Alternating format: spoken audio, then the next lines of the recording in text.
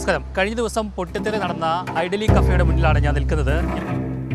ഗുരുതര നിയമലംഘനങ്ങളാണ് ഐഡലി കഫയ്ക്ക് എതിരെ ഉയരുന്നത്. ഇവർ ഇവിടെ എല്ലാ സുരക്ഷാ മാനദണ്ഡങ്ങളും ലംഘിച്ചുകൊണ്ടാണ് ഇവിടെ പ്രവർത്തിച്ചിരുന്നത് എന്നാണ് നമുക്ക് മനസ്സിലാക്കാൻ കഴിയുന്നത്. ഇവിടെ ഹോട്ടൽ തുടങ്ങാനുള്ള യാതൊരു നിയമവും ഇവിടെ ഇല്ല. ഇവിടെ ആകെ ഓഫീസും ഗോഡൌണും മാത്രം പ്രവർത്തിക്കാനുള്ള ലൈസൻസ് മാത്രമേ GCDA നൽകുകയുള്ളൂ. പക്ഷേ അതൊക്കെ ലംഘിച്ചുകൊണ്ടാണ് ഇവിടെ ഹോട്ടല് പ്രവർത്തിച്ചതെന്നാണ് ഇപ്പോൾ നമുക്ക് ലഭിക്കുന്ന ഏറ്റവും പുതിയ വിവരം. കൂടാതെ ഇതൊരു ഇന്റർനാഷണൽ സ്റ്റേഡിയമാണ്, അതുകൊണ്ട് തന്നെ അതീവ സുരക്ഷാ മേഖലയാണ്.